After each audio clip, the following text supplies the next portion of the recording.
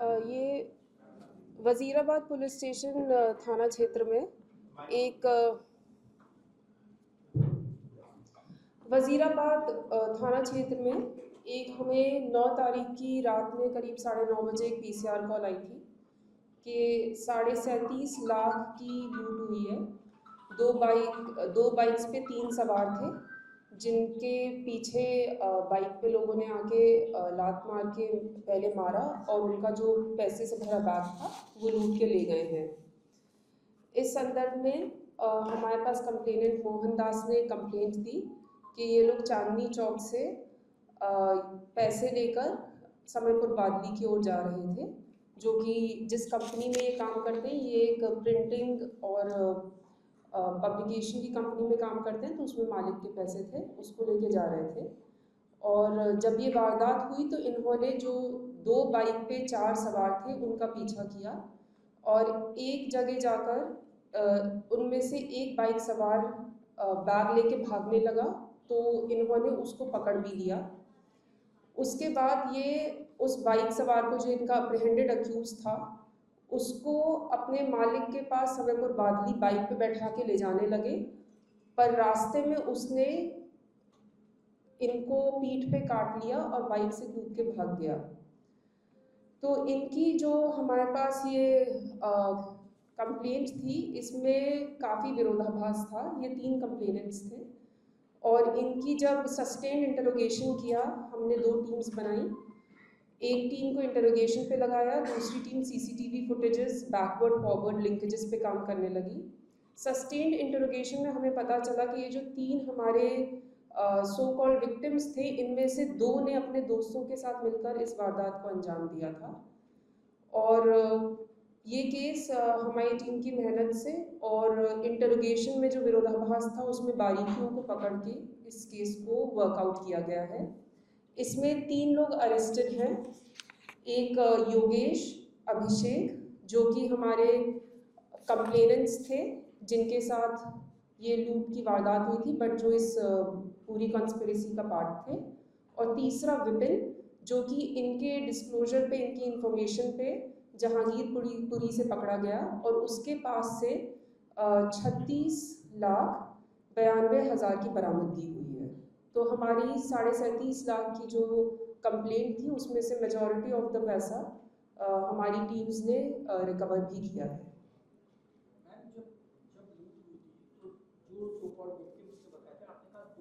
कल्पना कीजिए, आपका सबसे भरोसेमंद कर्मचारी, जिसे आप रोज लाखों रुपए गिनकर सौंपते हो, जो वर्षों से आपके साथ काम कर रहा हो, जो आपकी मेहनत की कमाई को सुरक्षित पहुंचाने की जिम्मेदारी निभाता हो, अगर वही कर्मचारी आपकी सबसे बड़ी लूट की साजिश रच दे तो क्या होगा?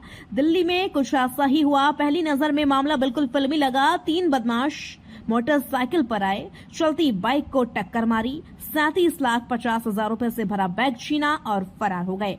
कहानी यहीं खत्म नहीं हुई। पीड़ित कर्मचारियों ने बदमाशों का पीछा किया। लोगों की मदद से एक आरोपी पकड़ा भी गया, लेकिन कुछ देर बाद वही आरोपी कथित तौर पर एक कर्मचारी को काटकर फरार हो गया।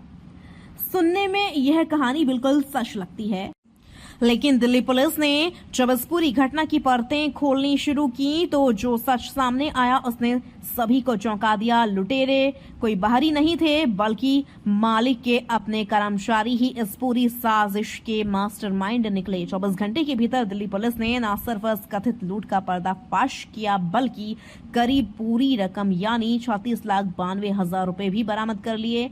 आखिर कैसे रची गई यह पूरी साजिश? कैसे पुलिस ने झूठ की एक-एक परत हटाई और कैसे एक छोटी सी गलती पूरे षड्यंत्र पर भारी पड़ गई?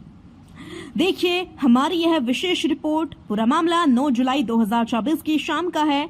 दिल्ली पुलिस के वजीराबाद थाने में पीसीआर कॉल आती है। सूचना मिलती है कि Burari flyover outer ring road के पास 3 बाइक सवार बदमाशों ने 37,50,000 रुपए लूट लिए हैं। पुलिस तुरंत मौके पर पहुंचती है। वहां एक निजी विज्ञापन एवं समाचार पत्र प्रकाशन कंपनी का कर्मचारी मोहन दास मौजूद मिलता है। वह बताता है कि वह अपने 2 साथियों अभिषेक और योगेश के साथ चांदनी चौक से अपने मालिक के लिए कुछ 45,50,000 रुपए लेकर निकला था।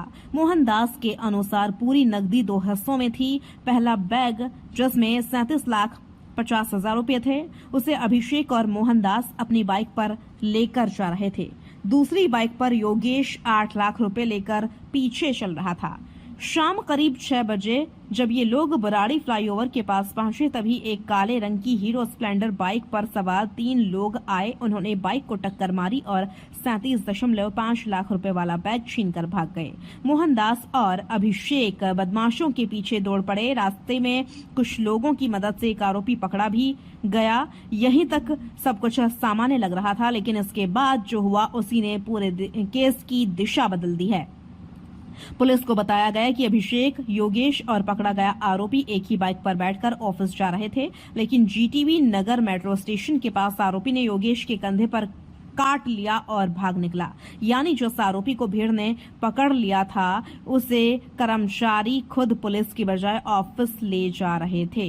यहीं से दिल्ली पुलिस को पूरी कहानी पर संदेह होना शुरू हुआ। घटना की गंभीरता को देखते हुए वजीराबाद थाना और नॉर्थ डिस्ट्रिक्ट स्पेशल स्टाफ की संयुक्त टीम बनाई गई। एक टीम सीसीटीवी फुटेज देखने लगी, दूसरी team mobile call detail record यानी सीडीआर की जांच करने लगी, तीसरी टीम कंपनी के कर्मचारियों से पूछताछ करने लगी। पुलिस ने चांदनी चौक से बराड़ी और मुखर्जी नगर तक दर्जनों नहीं बल्कि कई सीसीटीवी कैमरों की फुटेज खंगालनी शुरू की। पूछताछ के दौरान अभिषेक ने कहा कि जब आरोपी पकड़ा गया था तो उसका मोबाइल उसने अपने पास रख लिया था, फिर जब आरोपी भागा तो वह अपना मोबाइल भी ले गया, यानी आरोपी काट कर भागा और अपना मोबाइल भी वापस ले गया। यह बात पुलिस को हजम नहीं हुई। इसके बाद योगेश की बाइक की डिक्की की तलाशी ली गई और वहीं से उसी आरोपी का मोबाइल बरामद हो गया। यानी पूरी कहानी झूठी निकली। पुलिस ने योगेश के कंधे पर काटने के निशान की भी जांच की। अधिकारियों को यह निशान स्वाभाविक नहीं लगा। यहीं से संदेह पूरी तरह यकीन में बदल गया। लगातार पूछताछ के दौरान अभिषेक और योगेश आखिरकार टूट गए। उन्होंने स्वीकार किया कि पूरी लूट उन्होंने खुद रची थी। दोनों कर्मचारियों ने बताया कि वे रोज अपने मालिक के लाखों रुपए एक ही जगह से दूसरी जगह ले जाया करते थे। उन्हें पूरा रूट पता था, पूरी टाइमिंग पता थी। यह जानकारी उन्होंने अपने दोस्त विपिन को दी। विपिन रोहिणी में कैफे चलाता था, वहीं तीनों की दोस्ती हुई थी। कैफे बंद होने के बाद तीनों अक्सर मिलते थे। इन्हीं मुलाकातों में 37.5 लाख की लूट की योजना बनाई गई। विपिन ने अपने 3 और साथियों को इसमें शामिल किया। पुलिस ने विपिन को पकड़ने के लिए नई रणनीति बनाई। उसे यकीन दिलाया गया कि उसके साथी पुलिस की पकड़ से बच गए हैं और अपने हिस्से के पैसे मांग रहे हैं। विपिन इस झांसे में आ गया। उसने जहांगीरपुरी में अपनी लोकेशन बता दी। पुलिस ने वहीं उसे दबोच लिया। उसके घर की तलाशी में 36,92,000 रुपए बरामद हो गए। पुलिस ने 36,92,000 रुपए, 4 मोबाइल फोन, वारदात में प्रयुक्त मोटरसाइकिल बरामद की। यह मामला सिर्फ एक लूट का नहीं बल्कि भरोसे के टूटने की कहानी है। जिस कंपनी ने अपने कर्मचारियों पर विश्वास किया, उसी विश्वास का फायदा उठाकर इतनी बड़ी साजिश रची गई। लेकिन इस केस ने यह भी साबित कर दिया कि अपराधी चाहे कितना भी चालाक योजना बना ले, यह सच्चाई किसी न किसी सबूत के जरिए बाहर आ ही जाती है। एक मोबाइल फोन, एक झूठा बयान और एक नकली काटने का निशान पूरी साजिश को बेनकाब करने के लिए काफी साबित हुआ। दिल्ली पुलिस की तेज जांच, तकनीकी विश्लेषण, सीसीटीवी फुटेज और मनोवैज्ञानिक पूछताछ की बदौलत 24 घंटे के भीतर इस हाई प्रोफाइल इनसाइड जॉब का खुलासा हो गया। अब पुलिस फरार अन्य आरोपियों की तलाश में जुटी है और जांच लगातार जारी है।